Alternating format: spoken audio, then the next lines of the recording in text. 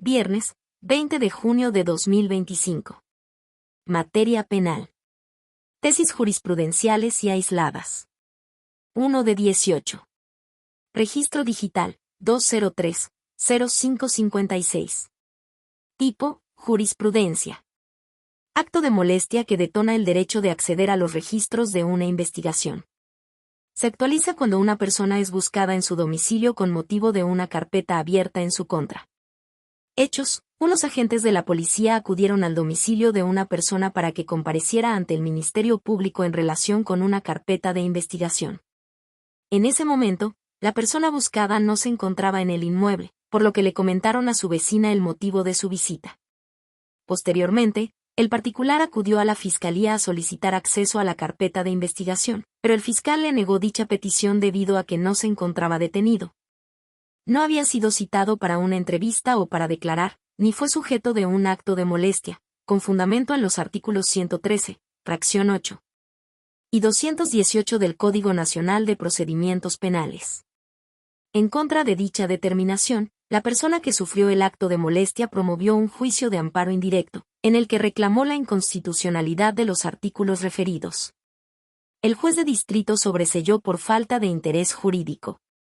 No obstante, en el recurso de revisión interpuesto en contra de dicha resolución, el Tribunal Colegiado de Circuito revocó el sobreseimiento y remitió el asunto a la Suprema Corte de Justicia de la Nación para resolver el problema de constitucionalidad planteado.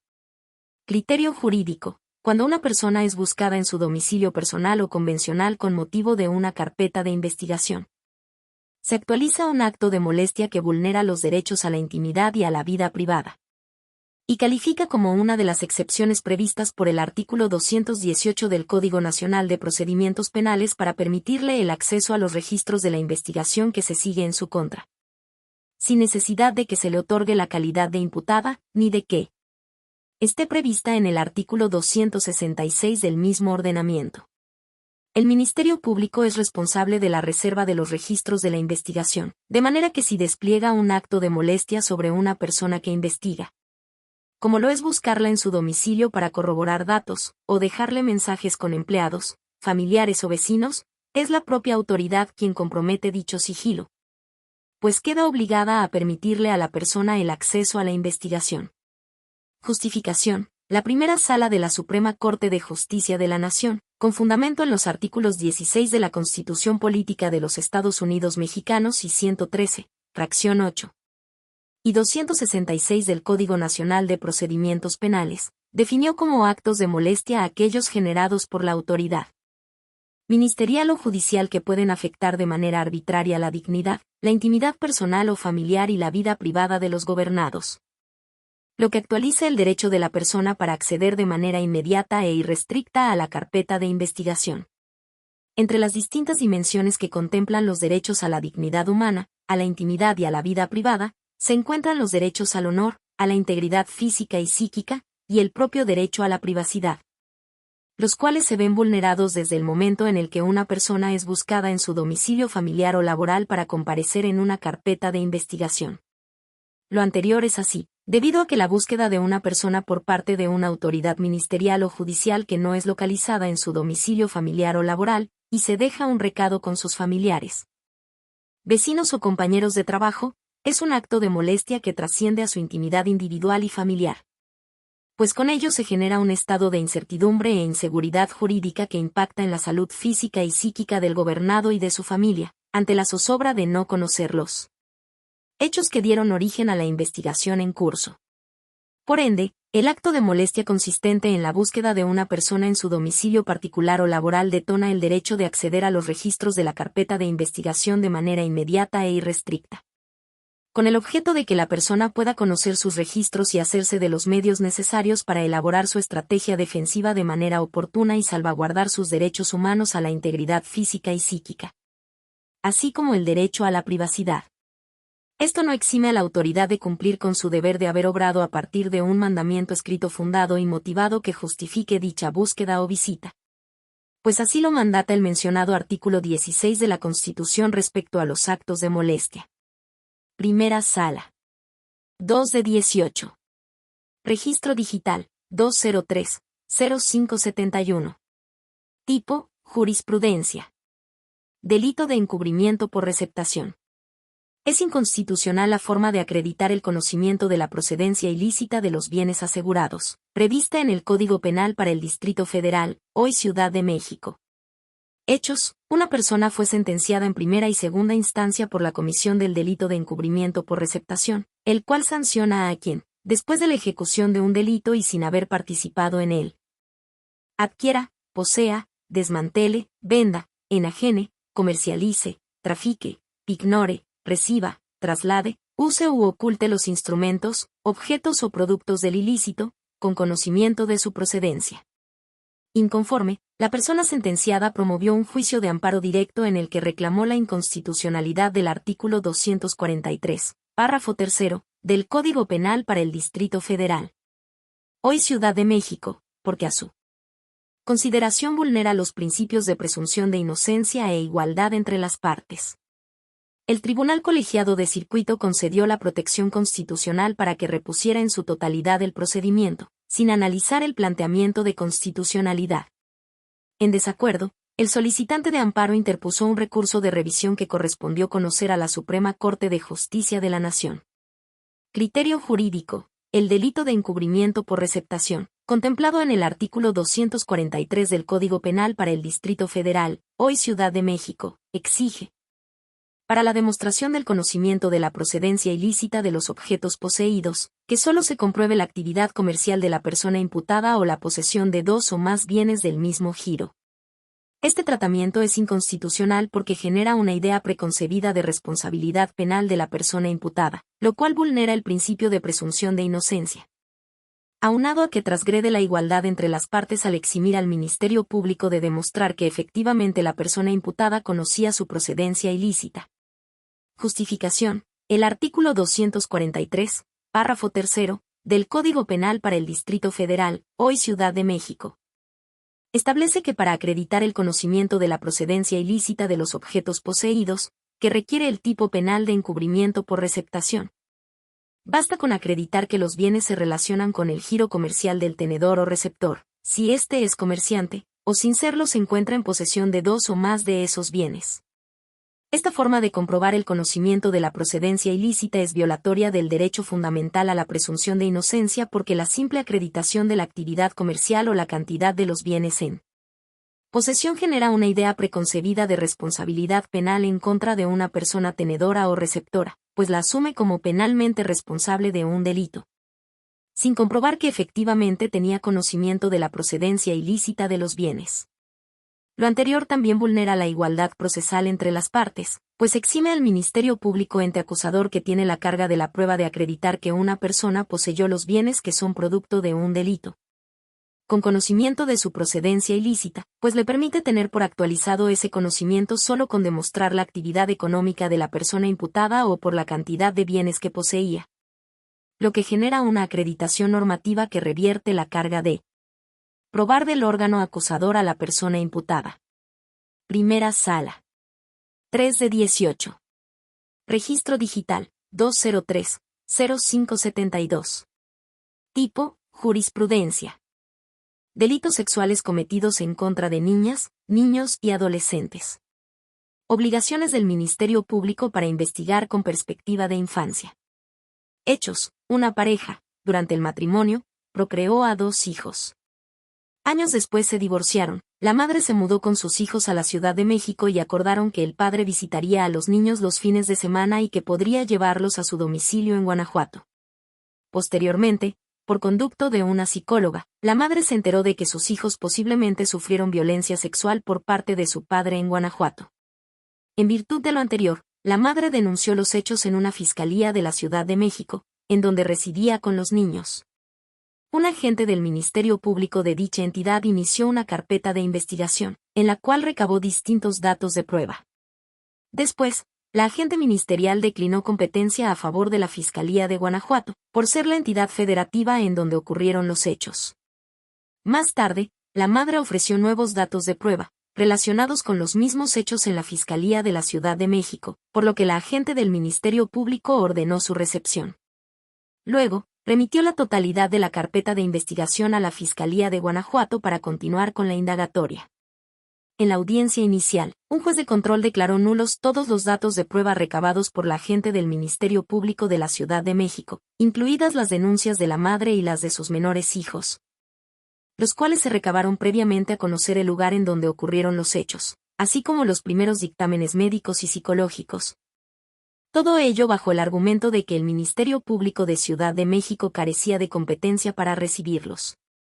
En consecuencia, ante la nulidad de la totalidad de los datos de prueba, determinó no vincular a proceso al progenitor, lo cual fue confirmado en apelación.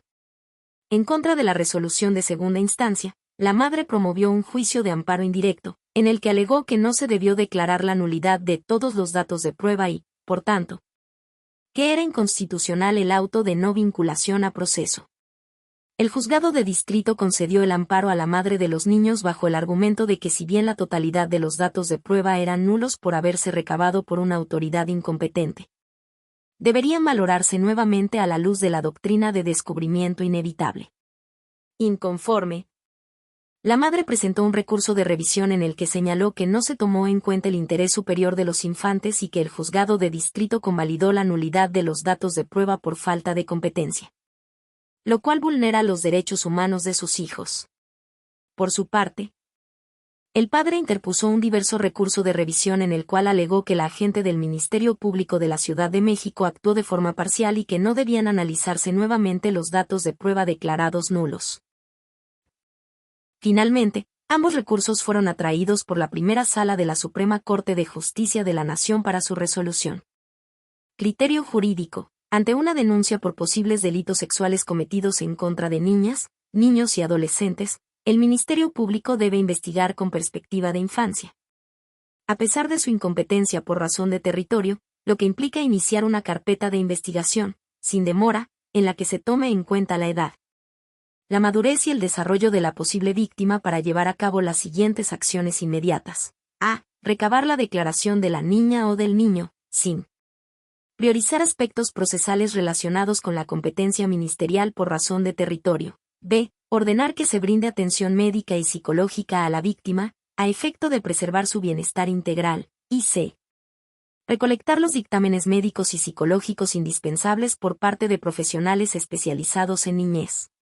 Realizado lo anterior, el Ministerio Público deberá remitir, en su caso, la carpeta de investigación a la autoridad ministerial competente para que continúe con su integración. Justificación, por regla general. El Ministerio Público determina su incompetencia desde el momento en el que tiene conocimiento de que los posibles hechos delictivos ocurrieron en un lugar distinto de aquel en el que se presentó la denuncia, por lo cual debe remitir inmediatamente la carpeta de investigación a la autoridad ministerial competente para la continuación de la indagatoria. Sin embargo, cuando una niña, un niño o un adolescente es víctima de violencia sexual, las autoridades ministeriales tienen la obligación reforzada de practicar las diligencias básicas para evitar la pérdida de las huellas o de los indicios relevantes para la investigación, así como para no provocar una revictimización, en atención al interés superior de la niñez.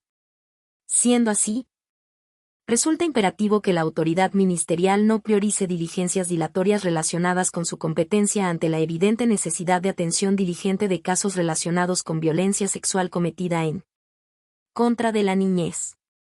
Por el contrario, todas las autoridades ministeriales que intervienen en las investigaciones relacionadas con violencia sexual en contra de niñas, niños o adolescentes deben estar especialmente atentas para evitar que las posibles víctimas sufran, durante el desarrollo del proceso penal, aún más daños que los ocasionados por la probable comisión del hecho delictivo. Particularmente, cuando se señala la participación de algún familiar, dado el vínculo de confianza y de autoridad que existe entre este y la víctima. Para ello es necesario que, cuando tenga conocimiento de delitos de esta gravedad, inicie de inmediato una carpeta de investigación en la que tome en consideración la edad, la madurez y el desarrollo de la posible víctima de la conducta delictiva, para recabar de manera inmediata su declaración en un ambiente cómodo y seguro que le brinde privacidad y confianza, de forma tal que se evite o limite la necesidad de su repetición ante la autoridad ministerial competente. También deberá brindar atención médica y psicológica inmediata a los infantes, a cargo de personal profesional específicamente capacitado en la atención a víctimas de este tipo de delitos y con perspectiva de niñez, con el objeto de preservar su salud.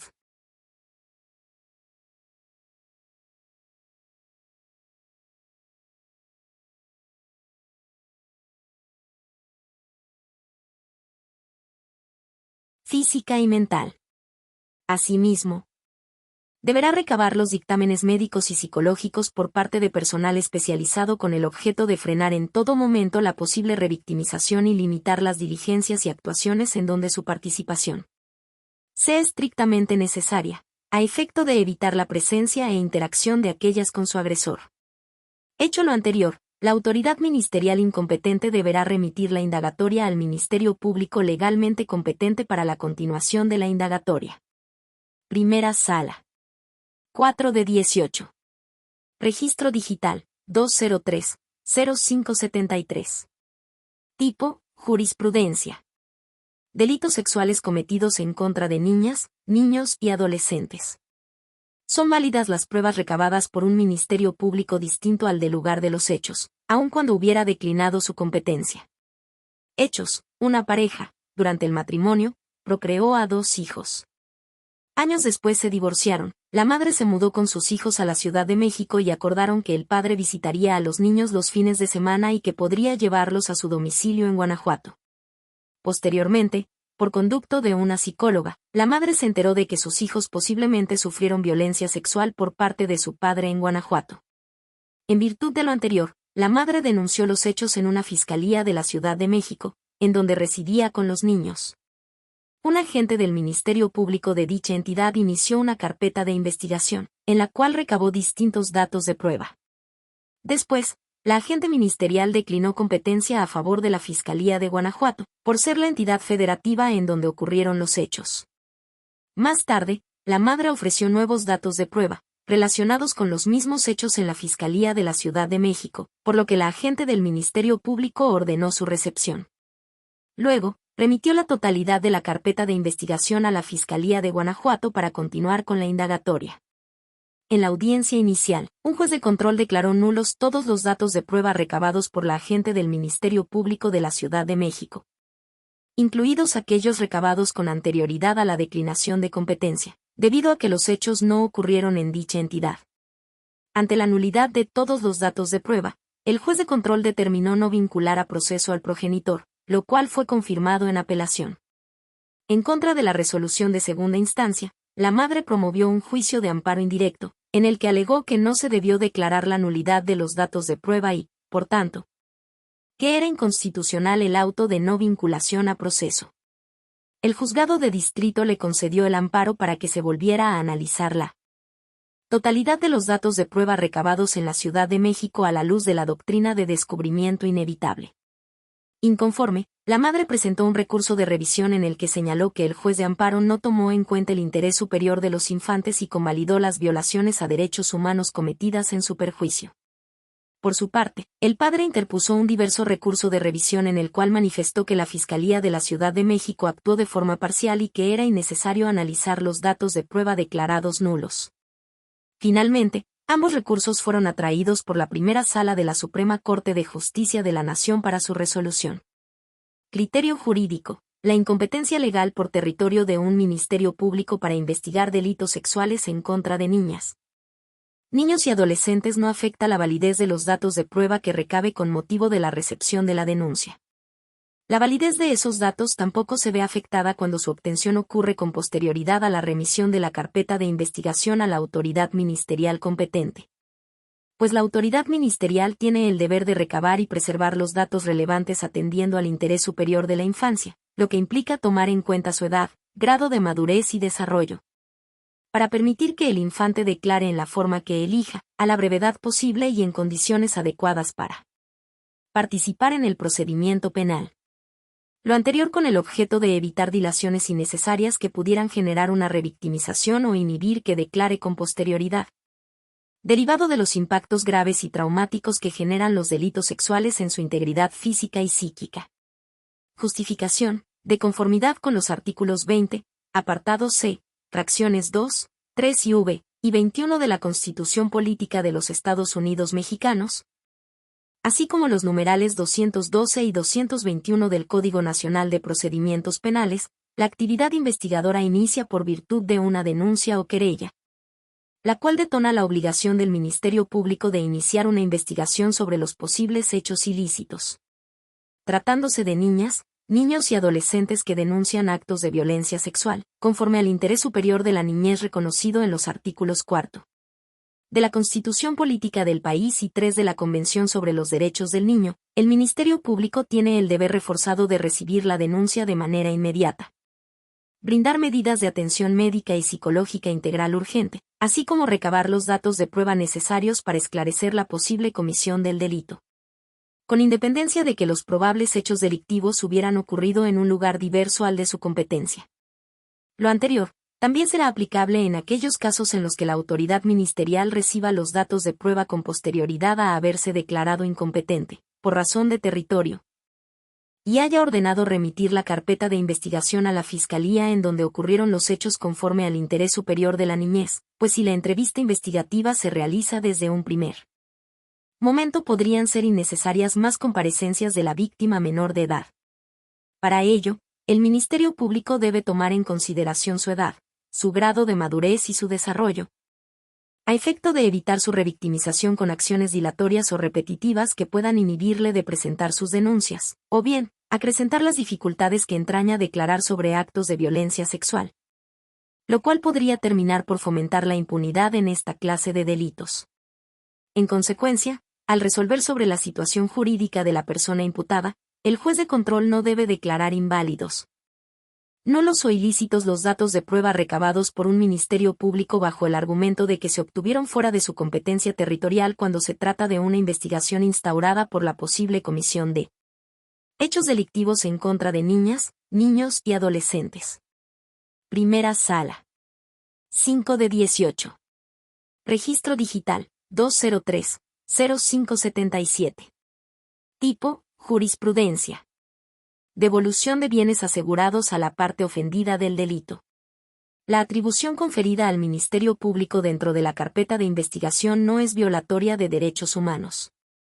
Hechos: unas personas se apoderaron de un bien inmueble aprovechando que quienes lo poseían se encontraban de vacaciones, por lo que al percatarse de ello, decidieron denunciar esa situación. El Ministerio Público que conoció de los hechos aseguró el inmueble y posteriormente devolvió el bien a sus iniciales poseedores, pues acreditaron ser los propietarios. Inconforme, una de las personas imputadas promovió un juicio de amparo indirecto alegando la inconstitucionalidad del artículo 245, fracción del Código Nacional de Procedimientos Penales en que se sustentó la decisión de devolver el bien, pues alegó que esa medida excede las atribuciones del Ministerio Público. Afecta la propiedad y el derecho a una vivienda digna. El juicio de amparo fue negado, por lo que la quejosa interpuso un recurso de revisión que el Tribunal Colegiado del Conocimiento remitió a la Suprema Corte de Justicia de la Nación para resolver el problema de constitucionalidad planteado. Criterio jurídico. La atribución del Ministerio Público de levantar el aseguramiento de un bien y devolverlo a quienes acrediten tener derecho sobre el mismo es una atribución relacionada con sus funciones constitucionales durante la investigación de los delitos.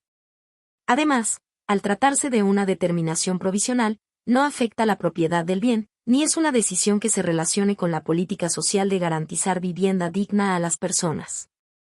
Justificación. El aseguramiento de bienes constituye una técnica de investigación de carácter provisional que emite el Ministerio Público, cuyo fin es evitar la alteración o destrucción de objetos, instrumentos o productos relacionados con un delito. Asimismo, el artículo 245, fracción del Código Nacional de Procedimientos Penales autoriza al Ministerio Público a levantar ese aseguramiento y devolver los bienes. Dicha devolución no decide definitivamente sobre la propiedad de los bienes, sino que decreta su restitución cuando ya no es necesario postergar su resguardo por parte de la autoridad ministerial y constituye una medida que brinda seguridad jurídica, pues garantiza que sean devueltos a quien en ese momento acredite tener derecho sobre tales bienes, en términos del artículo 246 del referido Código Nacional. Entonces, la facultad atribuida al Ministerio Público de devolver bienes inmuebles asegurados cuando ya no es necesario preservarlos corresponde con sus atribuciones constitucionales relacionadas con la investigación de los delitos, por lo que es una resolución que no invade funciones del Poder Judicial. Además, se trata de una determinación que no se relaciona con la obligación social de garantizar vivienda digna a todas las personas, sino que regula una actuación ministerial en un contexto de naturaleza penal. En consecuencia, El artículo 245, fracción del Código Nacional de Procedimientos Penales regula atribuciones del Ministerio Público derivadas del artículo 21 de la Constitución Política de los Estados Unidos Mexicanos, las cuales no vulneran los derechos humanos a la propiedad privada y a una vivienda digna, previstos en los numerales primero, cuarto, 14, 16 y 27 del mismo ordenamiento fundamental. Primera Sala. 6 de 18. Registro Digital, 203-0602. Tipo, jurisprudencia. Robo agravado.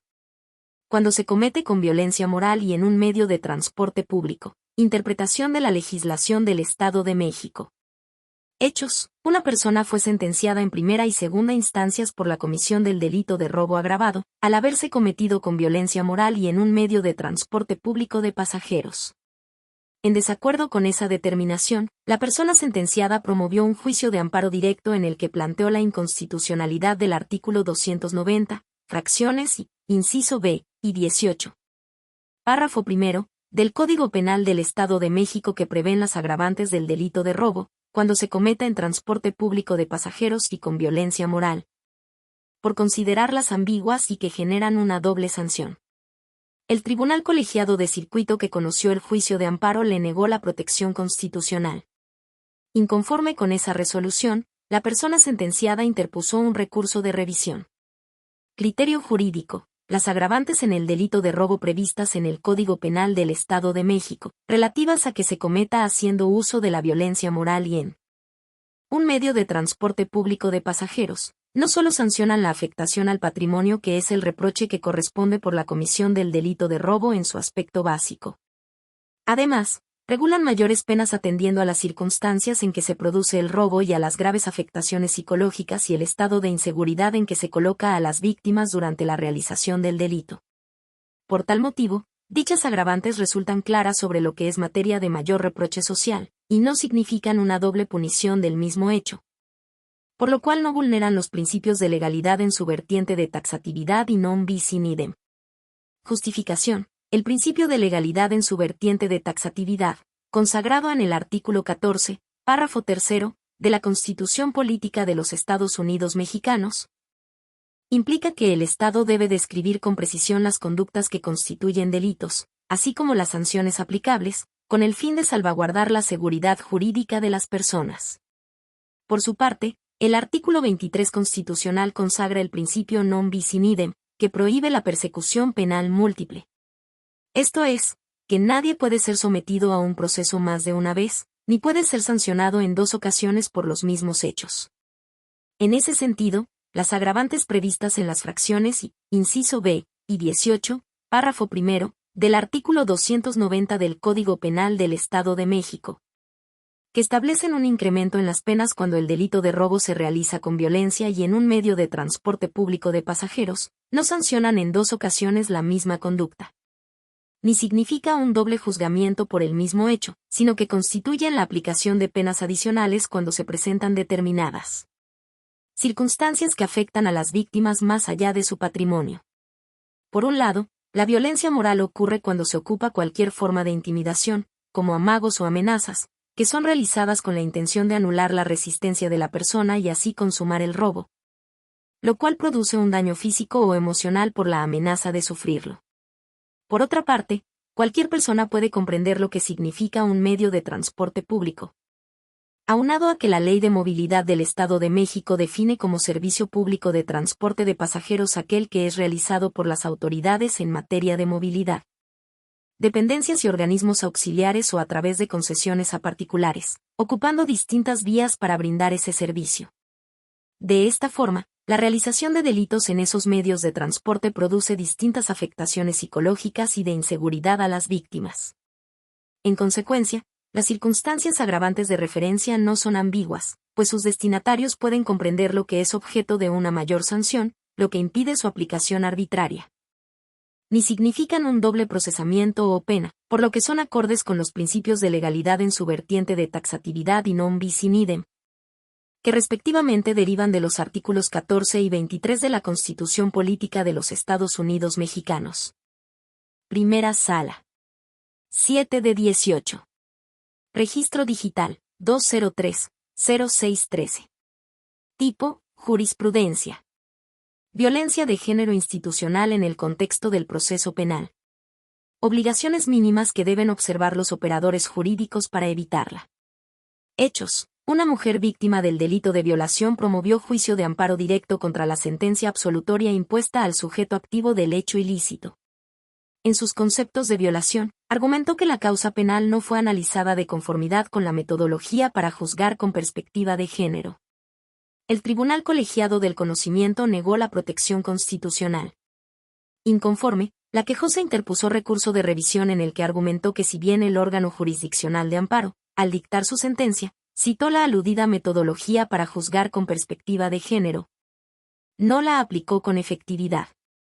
Criterio jurídico.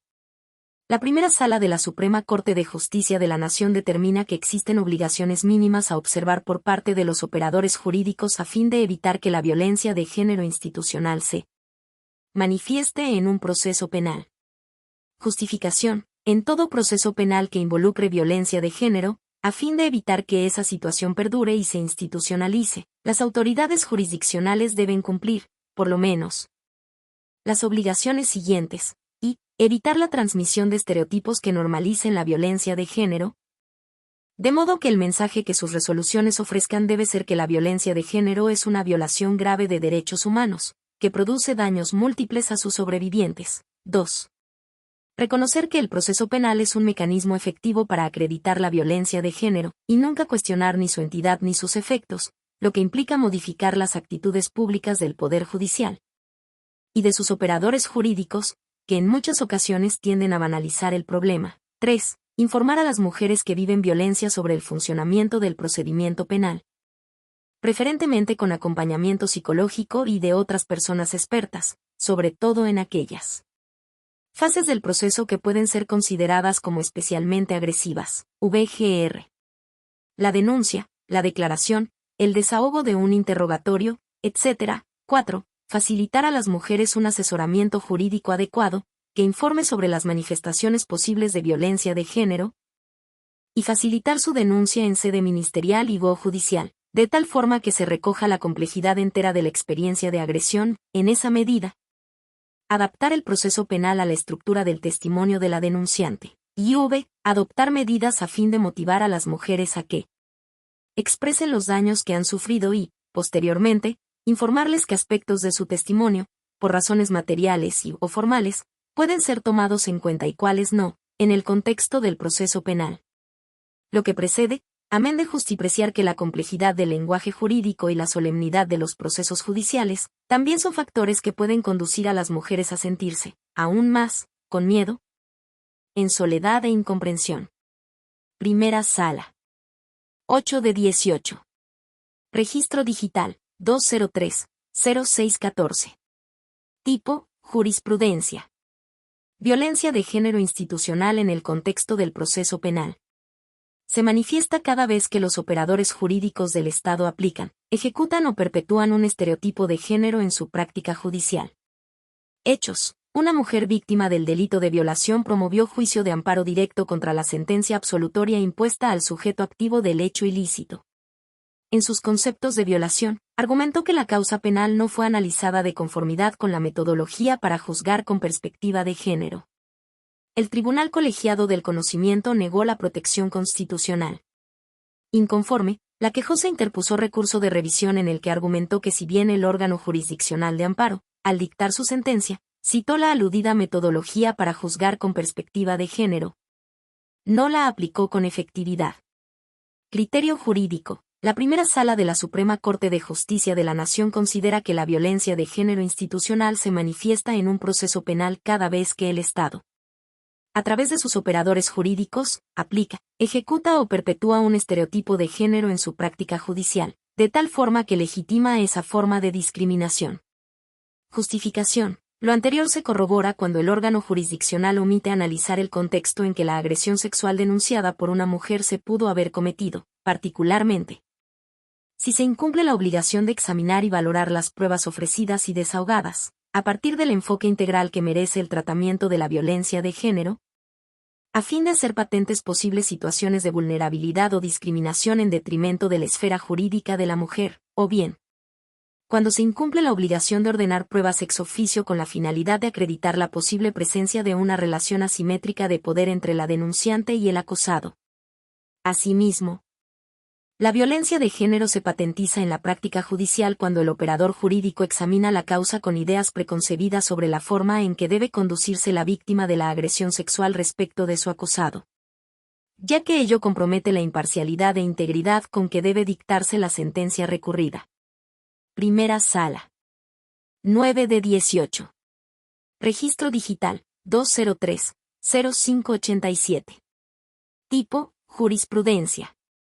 Juicio de amparo.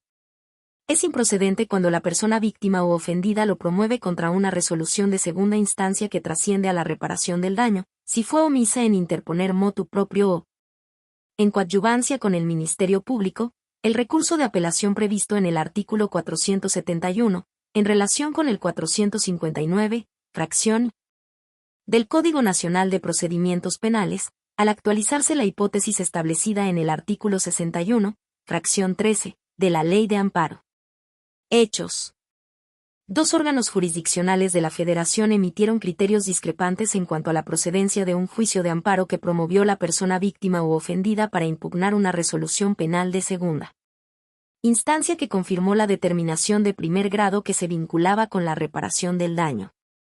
En un caso, la resolución confirmada en apelación se trató de la sentencia absolutoria de primera instancia y, en el otro, del auto de no vinculación a proceso, ambas en el contexto de un proceso penal en el que el recurso de apelación previsto en el artículo 471, en relación con el 459, fracción del Código Nacional de Procedimientos Penales, fue interpuesto únicamente por el Ministerio Público.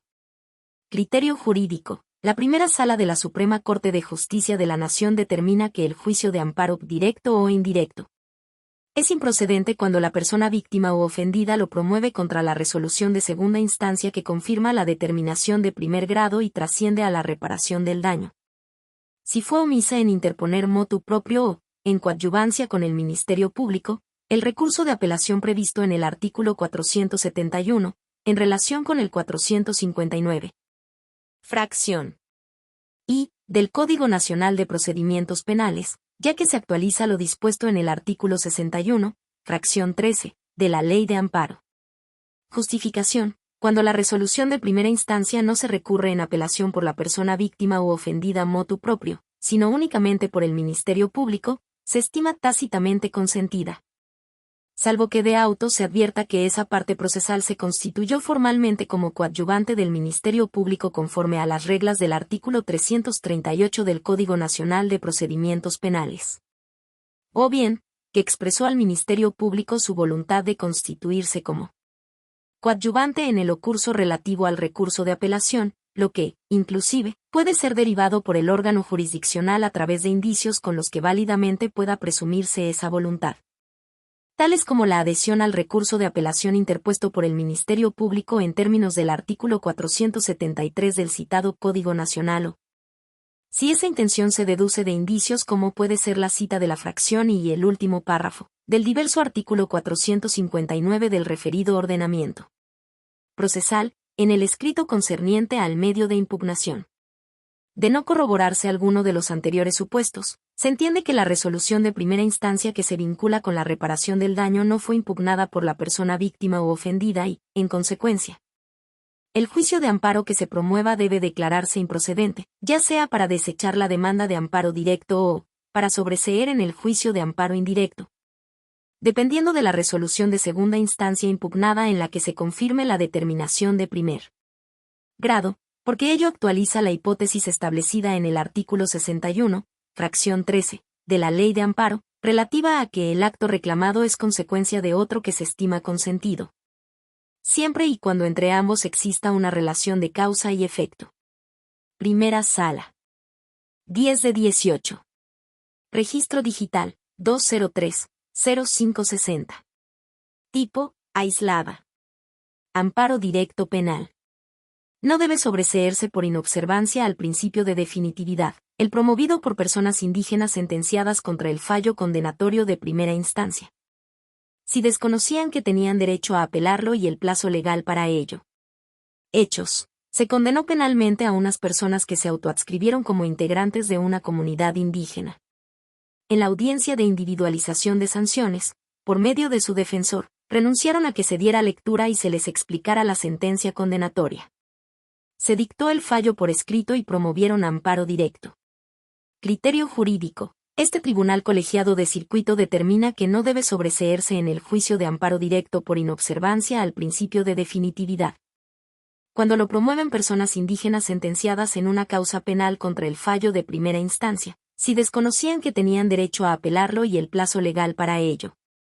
Justificación. En acatamiento al principio de definitividad, el juicio de amparo directo es improcedente cuando se reclama una sentencia de primera instancia en la que se impone pena privativa de libertad. Pero en su contra procede un recurso o medio ordinario de defensa.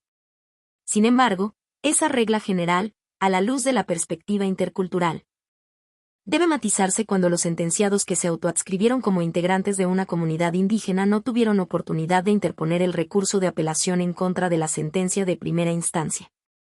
Porque el tribunal de enjuiciamiento no les informó que tenían ese derecho y las consecuencias de no ejercerlo. Sería un contrasentido que se sobreseyera en el juicio de amparo porque los quejosos no interpusieron el recurso de apelación contra la sentencia de primera instancia. Si se toma en consideración que desconocían el derecho de hacerlo, en virtud de que la autoridad responsable inobservó su obligación de informarles que contaban con ese derecho.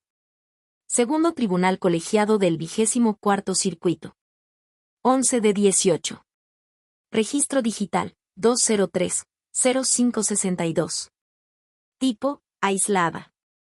Arbitrariedad en la ejecución de la orden de aprehensión. Momento procesal para realizar el planteamiento relativo. Hechos. En la audiencia inicial, el defensor del imputado solicitó que antes de que se formulara la imputación, se declarara la ilegalidad de la ejecución de la orden de aprehensión en mérito de la cual se condujo al proceso a su representado. Dicha petición fue desestimada por el juez de control, por lo que promovió amparo indirecto. El juez de distrito negó el amparo al considerar que no procede el control de la detención cuando deriva de la ejecución de una orden de aprehensión. Inconforme, el quejoso interpuso recurso de revisión. Criterio jurídico. Este tribunal colegiado de circuito determina que el planteamiento sobre arbitrariedades en la ejecución de una orden de aprehensión debe realizarse específicamente cuando el Ministerio Público sustente alguna petición a la autoridad jurisdiccional en datos o medios de prueba que se hayan obtenido con motivo de ella. Justificación. En términos de la jurisprudencia 1A/J 32/2020, décima, de la Primera Sala de la Suprema Corte de Justicia de la Nación, es posible plantear arbitrariedades en la ejecución de una orden de aprehensión, sin que el análisis de tales actos forme parte del control de la detención a que se refiere el artículo 308 del Código Nacional de Procedimientos Penales. Pues ello es exclusivo de los supuestos de flagrancia o caso urgente. De tal forma, dicho planteamiento debe realizarse específicamente cuando el agente del Ministerio Público sustente alguna petición a la autoridad jurisdiccional en datos o medios de prueba que se hayan obtenido con motivo de la ejecución pretendidamente arbitraria de la orden de aprehensión, por ejemplo, al solicitar la vinculación a proceso del imputado o en la etapa intermedia al ofrecer los medios o datos de prueba correspondientes, en cuyo caso podría solicitarse la exclusión de los mismos. Al ser ilícitos, no tendría ningún fin práctico que, previo a la formulación de la imputación, se llevara a cabo una especie de control de los actos de ejecución de la orden de aprehensión. En atención a que en esa fase procesal se desconoce si el Ministerio Público sustentará alguna petición a la autoridad jurisdiccional en datos o medios de prueba que se hayan obtenido con motivo de la ejecución pretendidamente arbitraria de la orden de aprehensión. Además, en caso de considerarse que los actos de ejecución de una orden de aprehensión fueron arbitrarios, ello no traería como consecuencia la libertad del imputado, sino únicamente la exclusión de los datos o medios de prueba que al efecto se hayan obtenido. Segundo Tribunal Colegiado del 24º Circuito. 12 de 18. Registro Digital, 203-0583. Tipo, aislada. Inclusión en la lista de personas bloqueadas y bloqueo de cuentas bancarias. Contra la solicitud relativa realizada a la Unidad de Inteligencia Financiera en la etapa de investigación inicial, es improcedente el amparo indirecto. Hechos, en la etapa de investigación inicial. El Ministerio Público y un fiscal especializado pidieron al fiscal general estatal que solicitara a la Unidad de Inteligencia Financiera de la Secretaría de Hacienda y Crédito Público, SHCP, autorizar la medida administrativa prevista en los artículos 115 y 142 de la Ley de Instituciones de Crédito y 15, fracciones y, inciso A, y 32, del Reglamento Interior de esa Secretaría, abrogado, relativa a la inclusión del imputado en la lista de personas bloqueadas y, como consecuencia, el bloqueo de sus cuentas bancarias. En contra de esa solicitud ministerial se promovió amparo indirecto. Criterio jurídico. Este tribunal colegiado de circuito determina que el juicio de amparo es improcedente contra la solicitud realizada a la Unidad de Inteligencia Financiera en la etapa de investigación inicial. Para efectos de que se incluya al imputado en la lista de personas bloqueadas y el bloqueo de sus cuentas bancarias.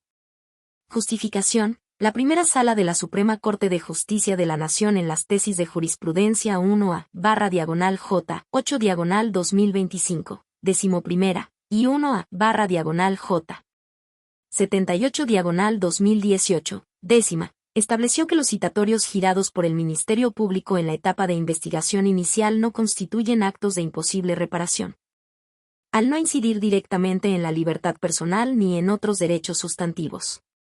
Además, precisó que la citación para audiencia inicial donde se formulará imputación, al ser un acto preparatorio tampoco puede ser impugnado vía amparo indirecto. En ese sentido, las solicitudes de autoridades ministeriales hechas a la Unidad de Inteligencia Financiera de la SHCP no son actos de autoridad con efectos directos sobre los derechos sustantivos del quejoso, sino meros actos preparatorios o de trámite tendentes a conseguir la autorización de su inclusión en la lista de personas bloqueadas y, como consecuencia, el bloqueo o inmovilización de sus cuentas bancarias. Autorización que solo compete al titular de la Unidad de Inteligencia Financiera. Dichos actos preparatorios o de trámite no causan una afectación real, actual ni inminente en la esfera de derechos de la persona respecto de quien se solicita esa medida administrativa. Máxime que carecen de autonomía jurídica. Por tanto, no pueden impugnarse en amparo, al actualizarse la causal de improcedencia prevista en el artículo 61, fracción 23, en relación con los diversos 107, fracción 4, párrafo primero. A contrario sensu, y 170, fracción y, párrafo quinto, de la Ley de Amparo. Primer Tribunal Colegiado en Materia Penal del Sexto Circuito. 13 de 18. Registro Digital, 203-0590. Tipo, aislada. Juzgar con perspectiva de género. Diferencia entre el análisis obligado del caso bajo ese método y el resultado de ese estudio que justifique una valoración diferenciada. Hechos. En amparo directo se reclamó una sentencia de condena por el delito de abuso sexual, en la que se dio valor preponderante al testimonio de la víctima por ser mujer y menor de edad. Pero sin reparar en que no se trató de testigo único, que la Fiscalía no realizó una investigación racional y exigible, y que no se cumplía con las condiciones para justificar una valoración diferenciada. Criterio jurídico. Este tribunal colegiado de circuito determina que juzgar con perspectiva de género exige diferenciar, por un lado, el estudio obligatorio que se legitima por la presencia de personas integrantes de grupos vulnerables y, por otro, el resultado de ese estudio que es el que puede justificar o no el usar como herramienta una valoración diferenciada para evitar o suprimir prejuicios, estereotipos o discriminación por razones de género que impiden el acceso a la justicia en condiciones de igualdad. Por tanto, de no tenerse ese resultado, no se justifica la aplicación de esa forma diferenciada de valorar en el caso concreto. Justificación. La obligación de efectuar un estudio exhaustivo como parte del juzgamiento con perspectiva de género no es lo mismo que la aplicación justificada de la herramienta metodológica que permita realizar una valoración diferenciada, ya que se trata de pasos o niveles diferentes. El análisis cuidadoso y profundo para detectar posibles afectaciones por cuestiones de género es obligatorio desde el momento en que se advierte la presencia de una persona integrante de grupos vulnerables. En cambio, La aplicación concreta de una herramienta que permita una valoración diferenciada solo se justifica cuando derivado de ese estudio exhaustivo y cuidadoso, primer paso o nivel de escrutinio, se advierte la efectiva presencia de situaciones que lo ameriten, ya sea una norma que merezca interpretación conforme y acorde a los fines de garantizar esa protección, o bien, la existencia de actos de autoridad que impliquen prejuicios o estereotipos que en el caso particular deban suprimirse o evitarse para equilibrar y proteger los derechos de quien pertenezca a ese sector vulnerable. Segundo nivel o paso en el estudio con perspectiva de género. Una cosa es el estudio analítico general que debe hacerse por el solo hecho de tratarse de un asunto en el que se involucra alguna persona integrante de grupos vulnerables y otra muy distinta la circunstancia probada de que, como resultado de ese estudio se advierten supuestos concretos que impliquen el uso de estereotipos o prejuicios en la valoración de pruebas efectuada o sujeta a realización, o bien, la necesidad justificada de interpretar una norma de manera que no redunde en perjuicio irracional de los integrantes de dichos grupos perpetuando una condición de desigualdad por razones de género.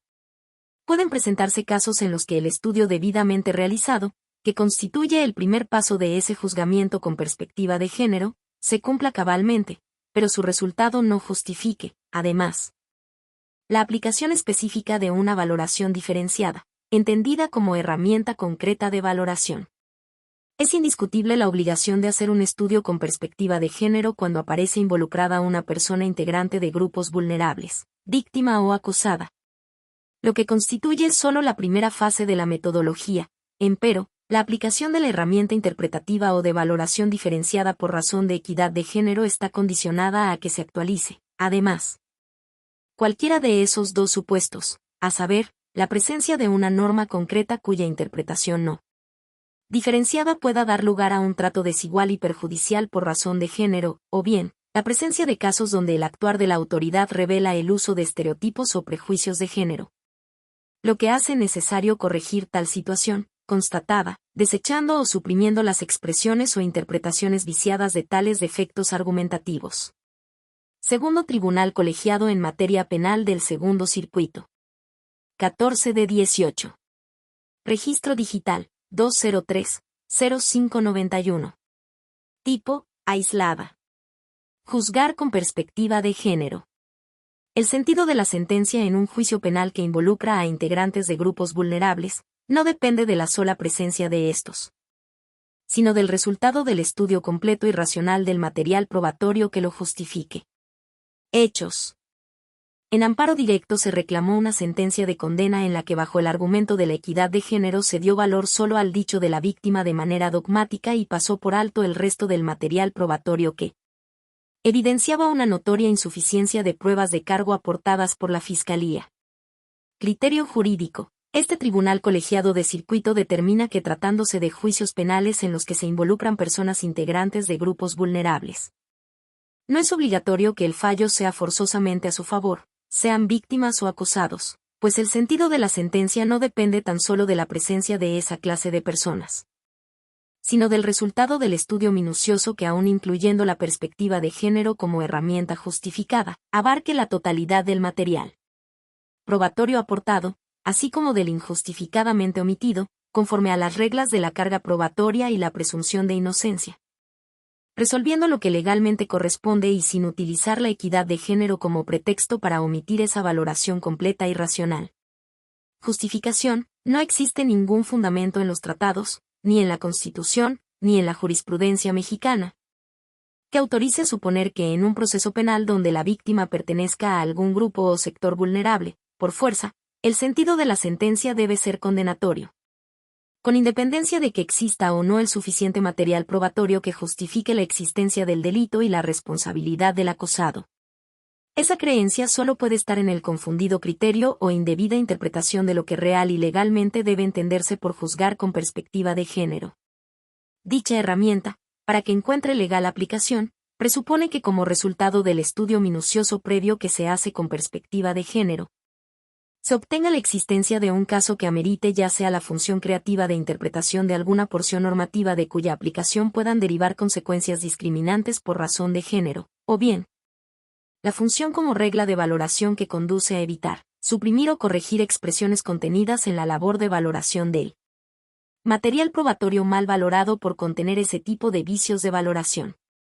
Cuando no se presenta ninguno de esos dos presupuestos, la equidad de género no puede ni debe ser utilizada como pretexto para dejar de hacer la valoración objetiva y legal del material probatorio integral, destacando, según el caso, la suficiencia o no del material probatorio de cargo que pretenda acreditar la teoría del caso de la parte procesal correspondiente.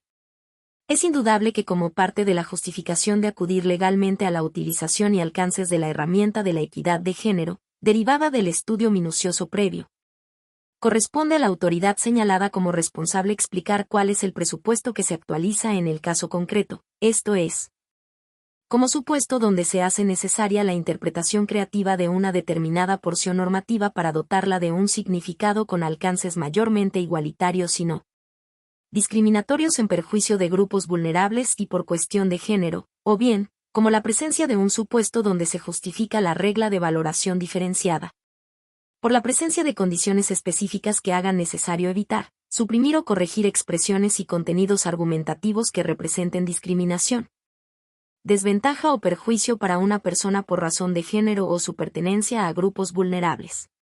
Segundo Tribunal Colegiado en Materia Penal del Segundo Circuito. 15 de 18.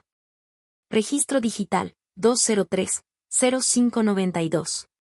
Tipo, aislada. Juzgar con perspectiva de género. Pasos o niveles del estudio metodológico y formas de aplicación de la herramienta de valoración diferenciada, cuando resulta justificada. Hechos. En amparo directo se reclamó una sentencia de condena donde se sostuvo que por el solo hecho de que la víctima es mujer y menor de edad debe valorarse de manera diferente y a su favor. Criterio jurídico. Este tribunal colegiado de circuito determina que juzgar con perspectiva de género o de infancia presupone dos diversos pasos o niveles. El primero, como estudio obligado por la presencia de personas integrantes de grupos vulnerables de cuyo resultado depende el siguiente paso, que consiste en la aplicación de la herramienta que permite una valoración diferenciada justificada y que puede realizarse de dos distintas formas, a saber, a, conformativa o conformadora, mediante la interpretación conforme de alguna norma que lo requiera para lograr una mayor igualdad material y evitar la discriminación por razones de género, o, b, supresiva o correctiva. Cuando se advierta el uso de estereotipos o prejuicios que afecten la condición de dichas personas frente al acceso a la justicia. Justificación. Atento a la doctrina jurisprudencial de la Primera Sala de la Suprema Corte de Justicia de la Nación. Se advierte la diferencia entre el estudio obligado con perspectiva de género y el resultado de ese estudio que justifique la aplicación de una valoración diferenciada. Por tanto, el segundo paso o nivel de la herramienta de la equidad de género, con efectos de valoración diferenciada, ya sea como método de interpretación y como regla de valoración, adquiere dos posibles formas de actualización eventual y atendiendo caso por caso. La primera, de carácter creativo, productivo o conformador y generador, cuando se hace necesario interpretar una norma de cuyo debido entendimiento, significado y alcances consecuenciales, se obtenga una solución que pondere realmente los derechos de hombres y mujeres y su eficacia en función de las condiciones sociales, tradicionales o estereotipadas que se presentan en la realidad y no solo conforme a una igualdad ideológica o a ideal Isabel, pero suficientemente resaltada en el contexto fáctico del supuesto de regulación al que se dirige dicha normativa. Es decir, se trata de una labor judicial de construcción de criterio e interpretaciones más acordes con la realidad y con miras a lograr un mayor nivel de justicia no solo formal sino también congruente con la realidad donde los hechos a los que se aplica la norma concreta se atienden en toda su dimensión. En otras palabras, en donde el caso concreto haga necesario que la norma legal tenga un alcance de aplicación que la haga acorde a la realidad y la dote de un sentido realmente igualitario y justo. La segunda forma de aplicación de la herramienta es como regla de valoración, donde son las circunstancias del caso concreto las que reflejan la necesidad de suprimir o evitar estereotipos, prejuicios o criterios formalistas que ponen en desventaja de credibilidad a la persona integrante del sector vulnerable, mujeres, menores de edad, adultos mayores o miembros de grupos étnicos en condición de vulnerabilidad real y probada en la causa o expediente de que se trate. En tal caso, no se construye o genera una interpretación de la norma sino que se evita, suprime o corrige el hecho de incurrir en ese tipo de expresiones, prejuicios, creencias o estereotipos que, de lo contrario, pasarían a formar parte de una redacción o argumentación que pretenda descalificar, demeritar o desvalorar las manifestaciones, expresiones o versiones narrativas de aquellas personas que pertenezcan a esa clase de grupos vulnerables, exigiéndoles desproporcionalmente prueba del por qué no actuaron más oportunamente, al denunciar, por ejemplo, en su carácter de víctimas sexuales, o no lo hicieron de tal o cual forma.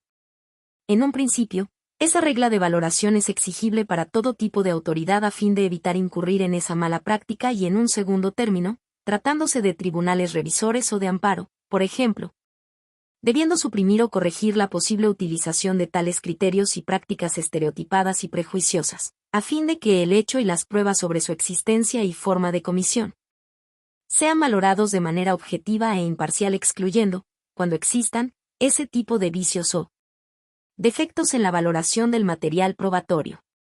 Es en esa línea de comprensión que deben entenderse las regulaciones relativas a la defensa de los derechos de personas integrantes de grupos vulnerables, así como la jurisprudencia emanada al respecto y no como una obligación de que toda controversia, juicio o conflicto deba resolverse necesariamente en favor de las pretensiones de tales personas. Segundo Tribunal Colegiado en Materia Penal del Segundo Circuito. 16 de 18. Registro Digital, 203-0597. Tipo, aislada. Personas indígenas sentenciadas penalmente. Cuando renuncian a la lectura y explicación del fallo condenatorio, en ese momento se les debe informar que tienen derecho a apelar y el plazo legal para ello. Hechos. Se condenó penalmente a unas personas que se autoadscribieron como integrantes de una comunidad indígena. En la audiencia de individualización de sanciones, por medio de su defensor, renunciaron a que se diera lectura y se les explicara la sentencia condenatoria. Se dictó el fallo por escrito y promovieron amparo directo. Criterio jurídico. Este tribunal colegiado de circuito determina que cuando personas indígenas sentenciadas renuncian a que se les dé lectura y se les explique la sentencia condenatoria, en ese momento el tribunal de enjuiciamiento, en perspectiva intercultural, debe informarles que tienen el derecho a apelar, así como el plazo legal para ello. Justificación. De acuerdo con el artículo 17 de la Constitución Política de los Estados Unidos Mexicanos, las sentencias que pongan fin a los procedimientos orales deberán ser explicadas en audiencia pública, previa citación de las partes. De la interpretación sistemática y armónica de los artículos 63, 82, fracción, inciso A, 401, 404 y 411 del Código Nacional de Procedimientos Penales. Se advierte la prevalencia que tiene la audiencia de lectura y explicación de la sentencia conforme al principio de oralidad que rige en el sistema penal acusatorio. Por regla general, es a partir de que se verifique esta cuando se entiende emitido el fallo decisorio y notificado a las partes obligadas a asistir, aun cuando no hubieran comparecido, que puede ser impugnado por la parte que resulte perjudicada en sus intereses. Cuando los sentenciados integrantes de una comunidad indígena renuncian a que se le dé lectura y se les explique la sentencia condenatoria, para no dejarlos en estado de indefensión, el tribunal de enjuiciamiento debe adoptar las medidas necesarias para superar cualquier circunstancia que obstaculizara el acceso a la justicia en igualdad de condiciones. Por tanto, en ese momento debe informarles que cuentan con el derecho a apelar la sentencia dictada de manera oral, así como el plazo para ello, para que, en vía de ajuste razonable, pudiera constatarse que tales personas comprendieran el sentido y alcance de ese derecho a la segunda instancia y las consecuencias de no ejercerlo. No se soslaya que el Código Nacional de Procedimientos Penales no prevé disposición en el sentido referido. Sin embargo, en todo caso debe hacerse frente a las situaciones de desigualdad, pues el artículo 1 constitucional dispone que todas las autoridades, dentro del ámbito de sus competencias, deben hacer efectivos los derechos humanos. Segundo Tribunal Colegiado del 24º Circuito. 17 de 18. Registro Digital, 203-0599. Tipo, jurisprudencia. Personas privadas de la libertad en centros de reclusión. Fecha para computar el plazo para la presentación de la demanda de amparo o el desahogo de una prevención. Hechos. 3 tribunales colegiados de circuito sustentaron criterios contradictorios al pronunciarse sobre la oportunidad de la presentación de la demanda de amparo y del escrito de desahogo de su prevención, tratándose de personas privadas de su libertad en centros de reclusión. mientras que uno consideró que si no existen elementos para constatar la fecha en la que se entregó al personal de guardia o administrativo del centro, como un sello, nombre y firma del funcionario encargado del área. Para determinar la oportunidad de su presentación, debe considerarse la data en que se recibió en la oficina postal. Otro concluyó que debía considerarse el día en que afirmaron haber entregado el escrito al personal del centro de reclusión para su envío a la oficina postal, y el tercero determinó que en caso de existir alguna duda de la fecha de presentación del escrito ante la autoridad carcelaria, debía ser esclarecida por el juzgador de amparo a través del ejercicio de su facultad para mejor proveer. Criterio jurídico. El Pleno Regional en Materias Penal y de Trabajo de la Región Centro-Sur, con residencia en la Ciudad de México, determina que cuando una persona privada de la libertad en un centro de internamiento presenta su demanda de amparo o desahoga una prevención, para efectos del cómputo del plazo respectivo, se debe considerar la fecha de recepción asentada por el personal de custodia o administrativo del centro de reclusión, o la del sello del área encargada de recibir las piezas postales de los internos. En caso de no contar con esos elementos, no puede tomar en cuenta la fecha de depósito ante la oficina postal, por lo que debe concluir que no existe prueba indubitable que demuestre una presentación extemporánea. Justificación. La primera sala de la Suprema Corte de Justicia de la Nación al resolver la contradicción de tesis 187/2017. Determinó que a las personas privadas de la libertad en un centro penitenciario se les debe otorgar un tratamiento especial cuando promuevan un juicio de amparo. En el amparo directo en revisión 1080/2014, la propia sala señaló que en el derecho de tutela jurisdiccional efectiva deben observarse los principios pro actione y pro persona, lo que implica que los órganos jurisdiccionales deben resolver los conflictos planteados sin obstáculos o dilaciones innecesarias. Tratándose de personas internas en centros de reclusión, el artículo 23 de la Ley de Amparo no establece cómo pueden presentar su escrito de demanda o de desahogo de alguna prevención, ya que solo se refiere a que cuando una de las partes resida fuera de la jurisdicción del órgano que conozca del juicio, la demanda y la primera promoción del tercero interesado podrán presentarse en la Oficina Pública de Comunicaciones del lugar de su residencia, en la más cercana en caso de no haberla, o bien a través del uso de su firma electrónica. Sin embargo, a los reclusos les es imposible atender de manera directa el trámite de los juicios donde intervienen, lo que los torna en un grupo vulnerable. Por ende, en atención al derecho de acceso a la justicia, los órganos jurisdiccionales y las instituciones carcelarias deben tomar medidas especiales. Ante la ausencia de un elemento objetivo, como sería una anotación o el sello de recepción, que permita conocer cuándo se entregó al personal de la institución carcelaria la demanda o el escrito de desahogo de una prevención, la persona juzgadora no puede declarar extemporánea su presentación. Lo anterior no significa que tenga vedada su facultad de dictar las medidas que estime necesarias para mejor proveer. Sin embargo, solo podrá desplegarlas con posterioridad a la admisión de la demanda o de la aclaración, con el fin de no retrasar el procedimiento y respetar el mandato constitucional de brindar una justicia pronta. Salvo que, de advertir la existencia de un hecho notorio que haga evidente la extemporaneidad de la demanda de amparo, tiene plenitud de jurisdicción para declararlo así. Pero no puede considerar para tal fin la fecha de depósito en la oficina postal, ni la ausencia del sello o firma de recepción del personal del centro penitenciario. Pleno Regional en Materias Penal y de Trabajo de la Región Centro-Sur, con residencia en la Ciudad de México. 18/18. Registro Digital 203-0607. Tipo: jurisprudencia. Suspensión provisional contra la imposición de la prisión preventiva oficiosa. La jurisprudencia PR, PCN. J/13P, 11ª. Es aplicable aún con la entrada en vigor de la reforma de 31 de diciembre de 2024 al artículo 19, párrafo segundo, constitucional.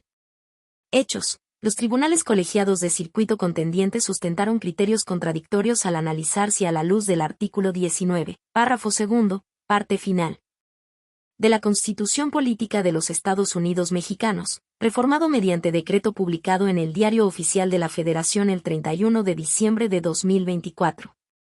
Continúa siendo aplicable la jurisprudencia PR, PCN. J/13P, 11ª, para establecer los efectos de la suspensión en amparo indirecto cuando se reclama la imposición de la medida cautelar de prisión preventiva oficiosa. Criterio jurídico. El Pleno Regional en Materias Penal y de Trabajo de la Región Centro-Norte, con residencia en la Ciudad de México, determina que la aludida reforma al párrafo segundo del artículo 19 constitucional, en materia de prisión preventiva oficiosa, no invalida la jurisprudencia PR, PCN. J/13P, 11ª, por lo que sigue siendo aplicable cuando en amparo indirecto se reclame la imposición de la prisión preventiva oficiosa.